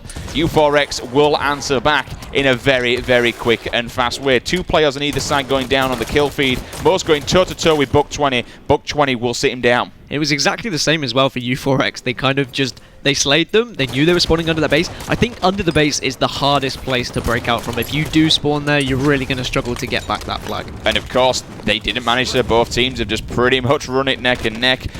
Two players will go down. 9 minutes remaining on the clock. 1 flag capture each. No flag is pulled at this moment in time. We see Mo's going more passive. Flames will run up with the sword, but unfortunately eat a face full of lead from the AR. I believe the camouflage is coming up fairly soon. It might have been last minute actually, so we could have another minute. I was wondering why 57 was down at pink 1. It was a very strange position to be. I wonder whether or not he was actually just challenging the camouflage. I'll keep an eye on that for you guys. But at the moment, Kimbo here, great top middle control. He just seems to be bossing it a lot. I mean, we saw throughout the flag cap, while 57 was doing that great job at the front of the U4X base, Kimbo actually took down, I think it was Buck 20 who was top middle. He decided to, hey, you know what? We're not going to stop this flag. Let me just get that top middle control back for my team. That's what he did during the flag run for the Dinosaurs, and that's what he's doing right now. And obviously a big thing, if U4X win this map and win the series, they are guaranteed a place at the finals of the HCS EU Pro League. So it's a big moment for them. It's a big moment for Foxy as the new member, so they are going to want to finish this one up nice and quickly. They're not going to want it let go to overtime. I think, Dan, we just have to make a quick note. I mean, I'm going to be cursed to the caster here. Oh my days, how long has Kimbo been alive? We've been on this POV now for maybe 2-3 minutes and he's just not died, and he just keeps moving back and forth. He's been from top mid, he's been to pink 3, he's been to pink 1. Now he's making an advancement down the pink ramp and into the red base to try and put a little bit more pressure on this guy that he absolutely knows, definitely knows he's hiding inside that window. Now we'll move back up because 20's going to get called out of the top mid. Unfortunately, he does not get the kill. Finally, Kimbo will get shut down. Extremely important kill to shut down Kimbo there. That's the thing with Truth now. Because of that carbine and that BR placement, you really can control those towers with those rifles. And especially on Slayer, it can really snowball out of control. On flag, yes, okay, you're going to have the control of the map, but you still need to push in for that flag, so it allows the other team to kind of break that setup. But the fact that Kimbo was taken down and he wasn't able to control that tower is very important for the Dinosaurs. I'd like to possibly say Respectful may have not meant to hit that lift. I think he was trying to thrust across it and just run down the bottom section to his teammate who was waiting there. But you know what, it doesn't matter. Mo's got his favourite weapon. He's got a storm rifle in the back pocket, and he has camo to boot as well. Cristolo comes straight down. Gets a face full of lead. Flag's there. Flag is capped. They're going for another one as well, as Mo's will just try and stay alive. No shield whatsoever, but this camo is super, super important because he can just be a royal pain in the backside. Flames will challenge. You know what? Mo says, challenge accepted, Sunshine. I've got a storm rifle, and I'm going to rip you apart. 57 comes down on the flag. They're trying to get the return and really desperate this. Buck 20's putting some great shots on Mozo to just kind of keep him off that flag, because if they would have got a touch that would have been another pull and probably another flag cap. Yeah, at the moment, U4X, they've just got so much map control, and they've got so much desire and so much passion that they're just pushing into this flag and pulling these flags. And Mo's, I said earlier, you've got to have that guy who is happy to be in the back line, happy to be a nuisance. The fact he got the flag straight away and then just dropped back with that camo, it just means that these Dinosaurs have to constantly be looking behind their backs. They don't have a chance to think, don't have a chance to breathe. That kind of mini 30-second spell of pressure there on the Dinosaur base was all off Mo's, just timing the camouflage and grabbing it. He got the kill bottom middle, then he was straight in the Dinosaur's base. Even though his team were running a flag, he was being a royal pain in the backside, as you said, Sims, and it was just a great job. He was constantly behind the Dinosaur squad. They had to come back, they had to worry about him. He pretty much held up the entire team whilst his team captured the flag, and then were able to run back straight over to the Dinosaurs base. I love the play out of Mo's, excuse me. I know we give Kimbo a lot of credit for his ability to stay alive, but I have to give credit to his team for helping him and giving that ability to stay alive, because several times we see him going toe-to-toe with a player, and all of a sudden a bullet will just come flying out of nowhere. He'll get the call, a teammate will answer, a carbine or a magnum just comes flying through the air, and all of a sudden the guy is going one-to-one that's about to kill him. He's pinged out of nowhere. We now see Kimbo with the fresh camo. That's why he was constantly controlling that, just around that P section, because he knew it was coming up. This is now a bit of a deadly combination. He's got the camo, he's got the fuel rod, and he's going to find a couple of Dinosaurs who want to get a bit of a green screen for the win. Yeah, U4X is just really timing these weapons and timing the power-ups really effectively, and Dinosaurs are going to struggle to respond to that, because camo is so detrimental when it is in the hands of the opposition team, and U4X at the moment looking really strong. They just really need to control this map. They don't need to overextend. They don't need to necessarily pull the flag. At this moment in time, they probably could just continue to slay for 4.5 minutes. I think it will be really hard actually for Dinosaurs to come back in this game unless they can break the spell of possession of the camouflage, excuse me, that U4X have. They've had 2 back-to-back and they've been able to do a lot of damage and hold up the Dinosaurs team. So basically Dinosaurs need to get 2 flag caps without any camouflage control unless they can somehow snatch a camouflage off of U4X. One thing I have to say about these players that I have noticed, not a lot of them are using the ground pound, not a lot of them are using, you know, the Spartan charge. They're just kind of relying on their map movement with the thrust and the stabilizers. One thing that is so important that I always see about U4X, we don't see a massive usage on the Spartan abilities. It's all about the map movement and all about their thrusters every single time. We'll just run straight to the left again from 57 there. And this is kind of what we're seeing ongoing with these Europeans. Like in the American Pro Leagues quite a few times, I see a lot more players using and utilizing those Spartan abilities. Dan, just as I'm saying this, I think we've got a Dinosaurs advancement. Well, Dinosaurs were able to get 4 down for U4X. Kimbo was trying to flank around, but I don't think anyone is going to be able to stop this one as Flames is going to use the ground pound. There is a teammate. Thankfully, 57 was there. That was flashbacks there. I was a bit concerned, but now the Dinosaurs need to be careful of this counter cap. This could be what U4X were just more than happy to wait for. But Flames spawns, and he's able to get the kill. Really important that Respectful was taken down. He can get the double as well. Fantastic from Flames here. If you're all kind of wondering what we're talking about there, that has happened before to the Dinosaurs. They were literally on the edge of grabbing a flag, but unfortunately, Infuse stopped them right on the edge and managed to get a counter cap. Kind of almost the same scenario coming off the back of the ground pound. In come Cristola now. He's got the noob combo in hand. This weapon is as dirty as it was back in Halo 2. Will land it off onto Foxy. Gets the assist medal as well. His teammates behind him to help him out. We're going to see Kimbo drop downstairs. They're going to grab this flag now and move it because he's got support from the left-hand side. Third-person mode in effect. But they need to be careful of that top middle section. If anybody just comes steamboating across with grenades, with bullets, they're going to take down this flag run. But a beautiful play from Cristola. Please don't challenge. He did so well to stay out. But I think that's going to be game, set, and match. They need to get this kill and stop that pull. They've managed to do it indeed, but they're coming in on the left-hand side. Please get the return. Oh, no, it's getting a little bit messy. There's several players there. One of them sitting down. 2 more are running in. They're kind of just desperate. This is all a bit messy. Cristola's there as well. But Kimbo is running away with it down the bottom middle section. Buck 57's also caught off guard. It's a bit of a mess down the bottom mid. Everything's going wrong. It is all heating up at the moment. Kimbo did fantastically to kind of jump into that base. Flames is going to get the return. They are going to put this flag cap in. They're going to tie this series 2-2. The Dinosaurs are taking it to U4X right now. Oh my holy mess up bottom mid. I think we both kind of lost for words, and I kind of lost track of what was going on. There were several players. Hopefully we can get something on the replay there to really see what happened at the end, because it just spiraled. In the words of Anchorman, that escalated quickly. What a ridiculous series of play there out of the Dinosaurs. We saw Flames on our screen wildly spraying P1 purely because they didn't know when the camouflage was coming up. They assumed, hey, you know what? U4X have had the last 2 camouflage. I'm pretty sure we're just going to have to guess when it comes up. And I said, Sims, in the commentary, they need to get 2 flag caps without the camouflage. That's exactly what they did. Moe's with 24 kills, Kimbo with 23, Respectful with 22, but it doesn't matter. Dinosaurs get the flag caps. They win the game. Tweet the stream, use the hashtag HCS in capital letters, Game 5 alert. Could this be the fall of U4X? Could they lose their first series in the European Pro League? This is insane. We've never seen this amount of pressure from any team, and I can only imagine Snakey's at home right now, ready for his Pro League match, kind of kicking back, just going, well, I certainly wasn't the problem, but we're still only in the early stage. I have to give credit to these guys and how good they are and how talented they are. And I don't want to be disrespectful in any way to the Dinosaurs, because right now those guys are absolutely playing fantastic Halo. I think U4X made a change for the long run, right? They knew they were performing well, but they're probably looking at the Americans saying, how can we beat these Americans? They've said, to Foxy, one of the best players, let's bring him in as well. This is where we saw Flames just kind of try and ground pound. We got a little bit worried about that.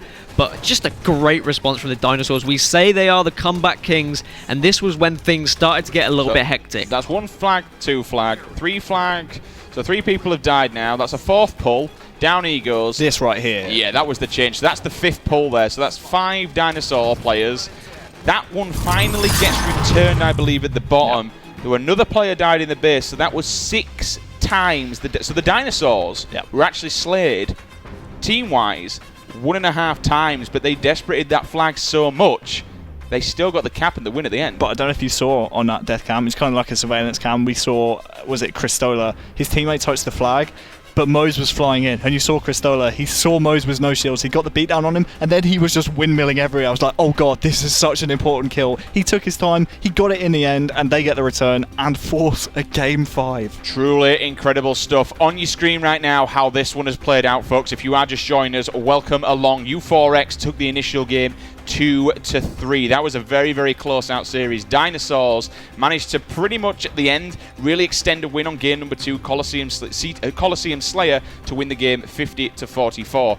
U4X with a very commanding victory in game number 3. That was Eden Strongholds 125. And then what we have just seen was wild. I think we both kind of lost us footing at the end there, so I do apologize for that, but truly incredible stuff. I want to say, and I want to put this to both of you here, do you think the last cap was a bit of a luck pull, or do you think one team really kind of messed up and should have been on top of that one? I think Dinosaurs know when they want to pull a flag. They're just like, look, we're going to run them, we're going to pull this flag, and we are going to work. They just work as a unit to pull that flag back. They make sure they've got players top mid. They make sure they've got a guy blocking the spawn.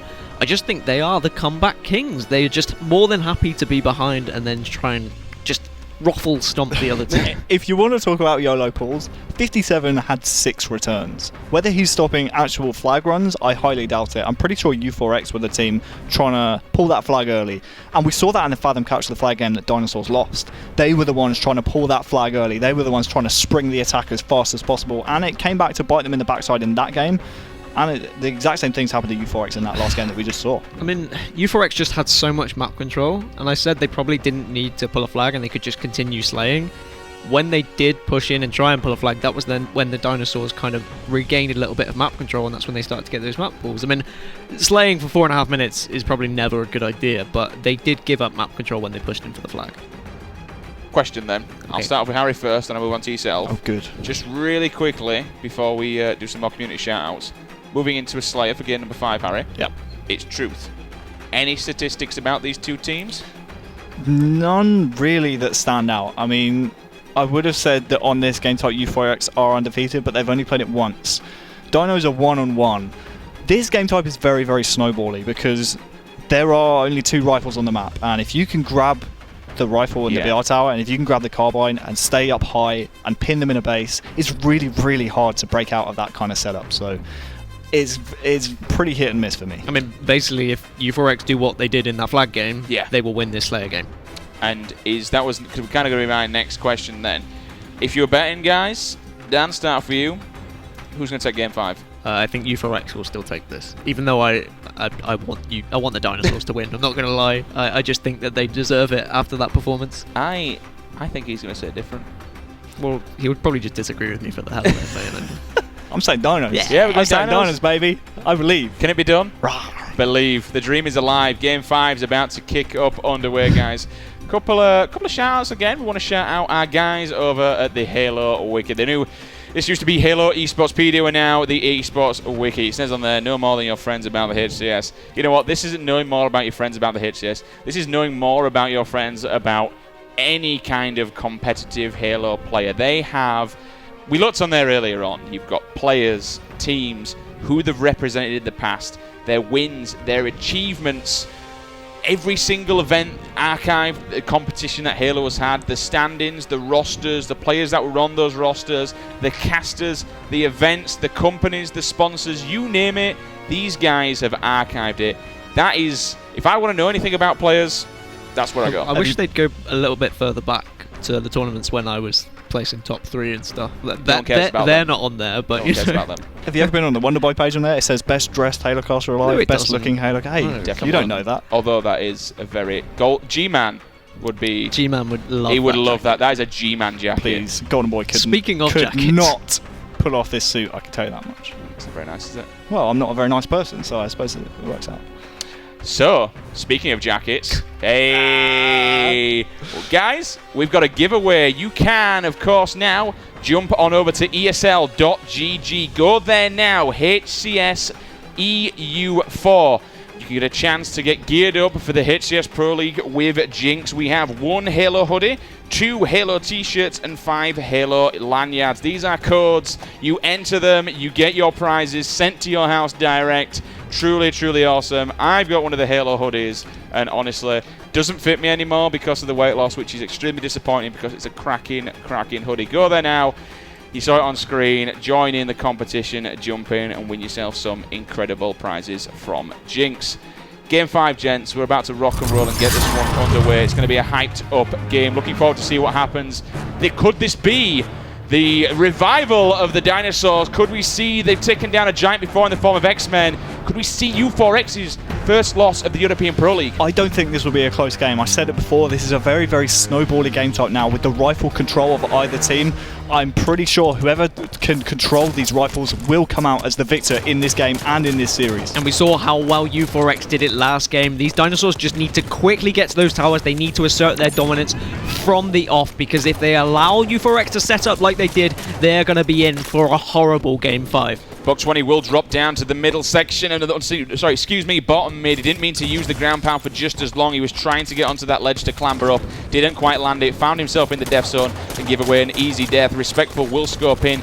Take on one brother. There comes the other one in the form of 57. Takes down his teammate to his left, and now he's forced to back off with no shields. However, I'm hearing the fuel rod is in full effect. Kimbo comes screaming through with no shields. I'm assuming they were being directly aimed his way. It does look like Dinosaurs have got early map control as well. U4X are kind of stuck in this base, and it's going to be a case of how well are they going to push out. 57 does perhaps overextend and push in too early.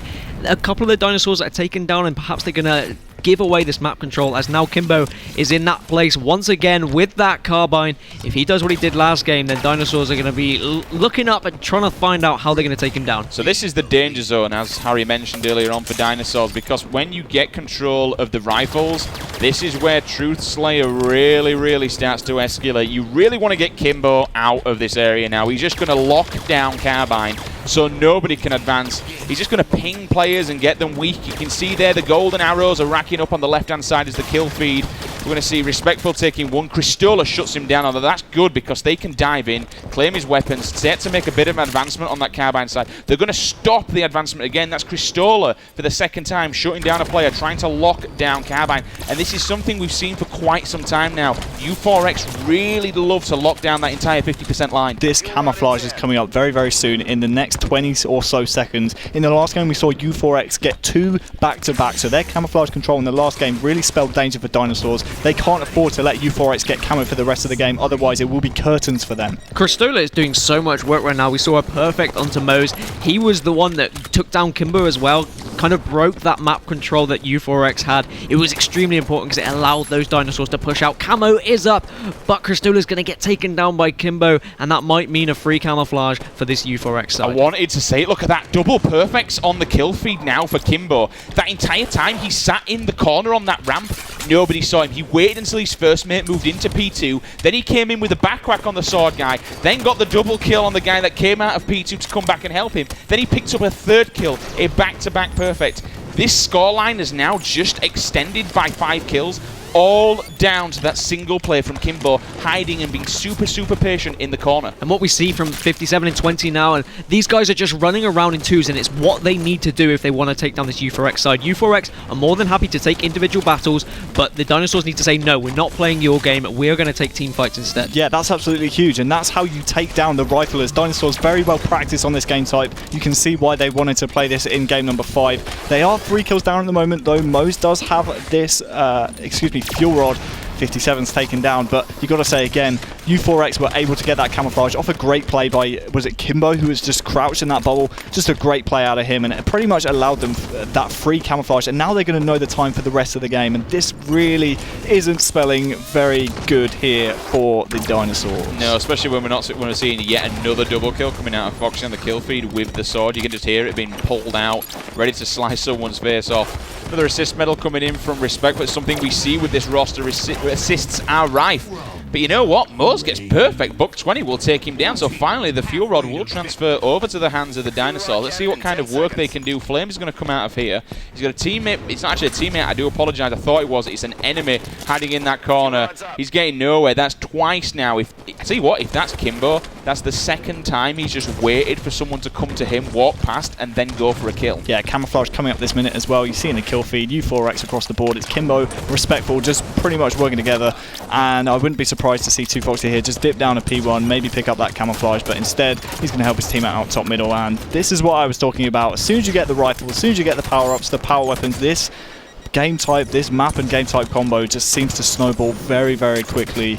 And there you go, U4X up by around, what is it, like 13 kills right now? A pretty tough showing here for the Dinosaurs. Let's see if they can come back. Yeah, as soon as you're like 6, maybe 5 kills down on this map, it's just a constant uphill struggle. You don't have map control. You've got to find a way to get map control. To be fair to the Dinosaurs, they were trying their best. They were running around in pairs. They were doing the right thing, but there's just too much slaying power from this U4X side. And actually, the addition of Foxy and his just amazing sword movement, I must say, is really adding something to this lineup.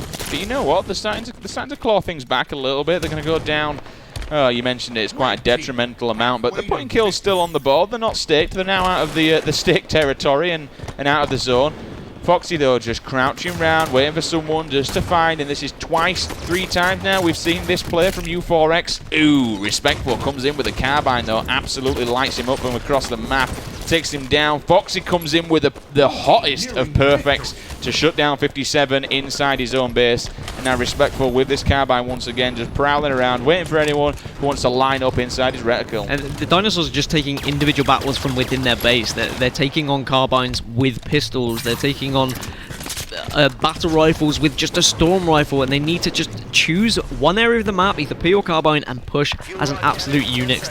Their only hope now is to regain these towers together and then just play flawlessly, but U4X just have far too much control right now. You absolutely called it, Harry. We're at the 6-minute mark. It's 44-26. They only need 5 more kills to seal the deal in game number 5. But what a performance so far from the Dinosaurs. They're really struggling in this game, I've got to say, but to get this far, it's still not over. Anything can happen. Miracles have happened before, but my God, if they want to climb this mountain, it's Mount Everest, if I've ever did see one. 46-29 is the current scoreline. 5:57, anything still possible. Fresh camos up. Kimbo's going to grab that one to boot. A grenade comes in from across the map from Respectful. Another great assist and show of teamwork. I mean, even with a 16-kill lead, they're still going to be grabbing the camo. Kimbo is still on top of that timing, which is going to be absolutely crucial. They only need 2 more kills, and 2 more kills does mean that they will be heading to the Pro League Finals. And you called it perfect. It took the words right out of my mouth. If they get these 2 more kills, they solidify themselves at the Grand Finals. There you have it, guys. U4X. Week number 4, day number 1, still undefeated, but the pressure is well and truly on. Dinosaurs put up an incredible show of force. Commiseration to them. Would definitely not be disappointed by that performance in any way, shape or form. No, definitely not. But how many times have we seen it on our stream, on our official broadcast? Respectful just going off. 15-5 in a Slayer. Great plays out of him, and just a great result out of U4X. They knew what they needed to do on True to Slayer. Only 7 deaths again out of Kimbo. It was just fantastic. 10 assists as well. It's hard to argue against the play of U4X. They know exactly what they needed to do. They said, hey, we need to keep these rifles. We need to keep the map control up on our side. That's exactly what they did. They grabbed the sword. They allowed their players to be sneaky throughout the bases. And it was pretty simple from there on. Cristola doing Cristola things. Bit of a 4 and 15 down at the bottom for Flames. Someone definitely chucked a ton of water over him and died out his fire, unfortunately. Sorry, wow. I had to just put that really. So savage. The thing is, the man's just lost in the Pro League, Sims. Can you not? Yeah, well, he got to game 5 though. It got to game 5, which is something that no team has done against U4X. Yeah. And to be honest, it can happen on Truth when you're that far behind and you're just trying to do too much. Yes, okay, you had 4 kills, but those deaths are always going to come out at the end of the game just because you're constantly trying to regain map control. Yeah, look at this right here though. It's pretty simple. Excuse me. pretty close. Even here, 20-16, that's not an unsurmountable lead, but it seems like from here on, Dinosaurs just seem to collapse. We see it here. The next replay, 37-25 is the score, and we see Respectful here. Check out these shots, absolutely drilling the Dinosaurs player. I believe that was 57, and again, Kimbo controlling the camouflage. That was the end of the game, and U4X, they win the series. So, gents, the question I have to ask them, we've now... Definitely we have to kind of cement U4X still at the top of the hierarchy, top of the food chain. Just about. Just about. Anything can happen, especially when we get into the arena downstairs for LAN finals. Anything can happen. It's a totally different ball game. As you can see on screen there, pretty much neck and neck all the way across. Interesting stuff from both sides, and just generally a fantastic game. Number 5. I've got to ask though, gents. Now we've seen the Dinosaurs. They have reverse swept the X-Men. We've seen them push U4X to again number 5. Is this kind of for you guys the second best team in Europe right now? Yes, I think so. I certainly think so. I mean, they went 0-2 last year. Last week. Excuse me, it's not been that long we've been playing Halo 5, guys. Come on. Last week they went 0-2. Christola said, hey, it's pretty much because we didn't practice throughout the whole week. I said it this week, they're going to be more prepared, and I said that they would be the team to maybe take down U4X. They took them to a Game 5. That's pretty much unheard of in the Pro League. They had only dropped 1 map before this series. Dinosaurs took 2. So I certainly think so far Dinosaurs probably the second best team in the league right now. I think X-Men might have something to say about that, but Dinosaurs did beat X-Men. X-Men obviously have now made a change, so maybe we will be seeing the revival of the X-Men. But we said we were betting, and I won the bet. What do I get? Do I get breakfast tomorrow? Or betting? Well, yeah, you said you're a betting man, and you I didn't say I was betting. You're betting with Dinosaurs. Is breakfast paid for?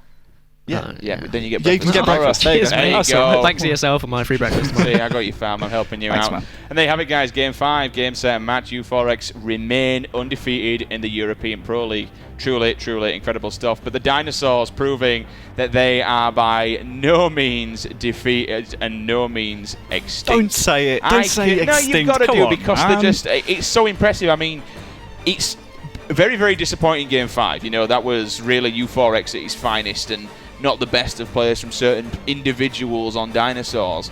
But across the board, coming from what they're doing so far, I want to say that I, and probably many others, and it's fair to say, counted them out just a little bit at the initial start. We saw all the team changes. We saw all the stories unfolding. They had quite to get here from being invited into the Pro League, a direct invite, to getting bumped out of it again, then going into another invited one, to getting bumped out of that, to having... They've made their way all the way into this Pro League through open qualification. Personally, I question that roster a little bit, but right now, it's just, they're incredible. They're playing so well. I mean, did you expect this out of the books, so to speak, after the Epsilon split? Because kind of, I don't want to say they were in no way were they carried by Jim and Mike. I don't want to say that at all. No. But certainly, it was a good duo system. It was a damn good buddy system. Definitely was, but I would never count out the Bucks. I think they're two fantastic players. I was questioning Christola at first because I didn't really know how he was going to fit in. I didn't know how Flames was going to return after being a coach, but actually Flames and Christola have kind of become this duo as well. So then you've got that duo system. Okay, Jimbo and Snipe Drone is a little bit different, that you've got that sniper power and stuff, but Christola is definitely really showing up right now, and he's probably my favourite player in the Pro League right now. Yeah, to answer your question, I think they certainly were a dark horse coming into the league, and I don't think anyone would have expected them to be the team to push U4X to Game 5, apart from this guy right here, by the way. But I got to pick myself up somehow, okay? Why are you talking to me like that? Come on, man. Don't pull that face. Credit where credit's due. I've seen you post on Beyond, and yeah, you're quite good at this. I believe in the Dinos. It's a pity you're not very good at the little online fantasy thing, but we won't talk about that one anyway. Quick shout out to Tashi over at 343, the HCS Listen. If you want to get your questions out there, use hashtag HCS Listen in episode 3, ESL.gg/HCS Listen in number 3. This one features the man, the myth, the legend, Eric Rona, Mr. Snipe Down. You were speaking about this one earlier on. It's a good episode this week, isn't it? It is a good episode, mainly because they spoke for more than a couple minutes on Europe, so that was fun. But yeah, Snipe Down, is always a really informative guest. He gives really long-winded answers, which is what you want out of a podcast. You want to hear the insights of players. You want to hear the insights of what's going on in a team's mentality, and that's exactly what Snipe Down gives in this podcast. So I'd certainly give it a listen. And how can you not like Strong Side's voice? I mean, it's just it's silky. Mike's voice is just. I'll always remember when we were at Halo Worlds and that one line of the most pivotal point in Halo history. And it'll just always don't tap him on the shoulder. It wasn't I saw that. I remember even from the corner of the eye. That was at EMEAs who said that. It was. Yeah. Yes, it was. I wasn't there either. So yeah, I knew there were another dig coming out somewhere, to be honest with you. But so I've got to ask you then. Obviously, you've been to America yourself, Dan. You've seen how some of these players play out and stuff like that. We were speaking about a player like Snapdown. Mm-hmm. Currently, when you look at that U4X roster and how we have to imagine in our minds, and I know the mind of Respectful, his eyes on the prize, his eyes on America. We've seen him just unfortunately not make it there time and time again. In fact, we can actually ask him ourselves because the interview is now live. Mr. Brandon Rock and Roll Stones, can you hear us? Hey, boys. What's going on, mate? You all right? Yeah, not bad, man, not bad. I can see you've been and done your hair just for this interview and put your fresh earrings in. So once again, another win in the books, currently undefeated in the league. You've got your new member of 2 Foxy on there. How's things going? How are you feeling about the roster? I'm really confident about the roster, despite obviously winning by 1 game today. Like we was going in thinking we was going to go over like kind of a 3-0 sort of thing, but nevertheless, like we took the win. But definitely, I can already feel that we're a stronger team. And I mean, it's been like a couple of days since the roster changes.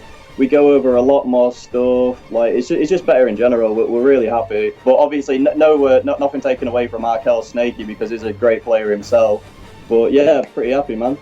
What do you think that you've lost from the side after losing Arkel, and what do you think you've gained out of 2 Foxy in terms of like in-game play styles? In-game play styles, I was kind of leading our team with Arkel. I was the decision maker sort of thing, but Perry's kind of come along and took that role from me on this team. Obviously, we all have a bit of input and whatnot, but his Halo knowledge is really good. Like he's obviously been competing a long time. He's played all the games. It goes back, so he just knows like a lot more about the game in general. And like he's telling me what he knows, we're telling him what he knows, and we're just getting better and better basically. Brian, I've got 2 questions. First things first, is that the Eiffel Tower or is it Blackpool Tower behind you in that photo over your shoulder? Oh, that's the Eiffel Tower, mate. It's an old photos of me and my family. that's actually really nice. Actually, that's quite nice that he's got that behind him. My second question is, I'm checking on fantasy stats like all the time. Checking. You're on my team, by the way. Shout out to you. You always get me the points. But I gotta say, it seems like every single week you perform way better on day 1 when you're on our official broadcast versus on day 2. Do you think is it because you're hitting the big time on the official Halo stream, or is it because like what's the whole point of you going huge on day 1 but not on day 2? I don't know, man. I just play. I really like being on stream. Like I'm a big fan of it myself. Like it's more hype, and obviously with the official Halo channel as well. We've got everybody watching, whatnot. I don't know, man. I just like being in. Like I'm planning on streaming tomorrow myself for the game. So I don't know. Day 1, I just seem to with a big Halo stream. I seem to do a lot better. Day 2, it's still good, but I'm planning on going big day 2. Well, tomorrow as well. So. Fantastic. Right, Brandon. First of all, then I want to say congratulations. You've obviously solidified yourself in the grand finals at the LAN event here in Leicester. Couple of things then. First of all, obviously you're talking about streaming. We know you've streamed before in the past back in MCC. You're getting on the stream ground now. If people want to follow you on Twitter, if people want to follow you on the stream, where do they need to be looking? Well, my Twitter is Brandon Stones, just my name. I know it's got nothing to do with my gamer tag, but that's me on Twitter. And my Twitch, I'm currently only streaming through the Xbox at the minute, so it's not really the greatest of streams, but eventually I do plan on getting a computer, face cam, song request, like good capture card, just everything in general. I want to go all out and just start doing it full time, so I hope people will, obviously once eventually I do, just start getting involved. Hopefully the gameplay makes up for the accent, because us Northerners have to stick together. Right, Brandon, we're just about to let you go, but I need to ask you one question, okay? We knew what happened back at EMEAs. We're not going to discuss on it anymore. I know you personally, and we've discussed this one. Obviously, back at Halo 4 Global Championships, you qualified at the age of 17, but unfortunately, the age of 18 was there. Is this the team that gets you to America and gets you to the Halo World Championship? Yeah, 100%. I mean, obviously, Moses being in the same boat with me. I mean, the fire is fueled now. I mean, there's nothing stopping us. This team, all really great players, especially when we individually as well. We win our battles. Once we get the teamwork like set out 100%, it's just going to be unstoppable, man. So I'm really, really confident, and we're getting to America with this team 100%. Fantastic stuff. Right, we've got to leave it there. Brandon, I want to say thank you very much and good luck. Obviously, you have made it anyway, but I'm sure you want to get to this finals completely undefeated. We've got day 2 tomorrow, and then we got the last final weeks. Thanks again, Brandon, and good luck. Thanks for the fantasy points, Brandon. No worries, man. Incredible stuff. And I just want to highlight what he says, and I've spoken to him personally. The fire is fuel. This boy has been let down time and time again. Not let down, sorry, but kind of just fallen at the last hurdle, getting to the World Champs, getting out to America for Global Champs. And I honestly think, and I still stand by this, the Dignitas mess up, what happened at EMEAs, is still the best thing what happened to him and Moz, because now they want this more than ever. I don't know what your thoughts are. I mean, what I think is crazy is that rewind a few years with Halo 4 when Respectful and Moz were just online kids playing FFA and everyone was like, oh, these guys are garbage, they're only good online. Now they're teaming with the likes of 2Foxy, who was probably saying, these guys are garbage, they're only online kids. So it shows how far they've come. Like you said, there's definitely fuel to the fire. These guys have got so much passion, so much desire. Oh, I've just remembered, because it's still even worse. Sorry to break you off there, but the Battle of Europe, he missed out for Season 1 finals as well back at HCS. This is like 3 attempts now he's kind of made to get there. Yep. These boys want it, man. So badly. Yeah. There's a lot of passion. But I think we're going to jump straight into a break now, guys. We'll be coming back with the second series of the night. I want to ask you all to keep it here. Some more fantastic Halo action to come up with some new rosters just after the transfer period. Keep it right here. Do not go anywhere. We'll be right back in just a minute.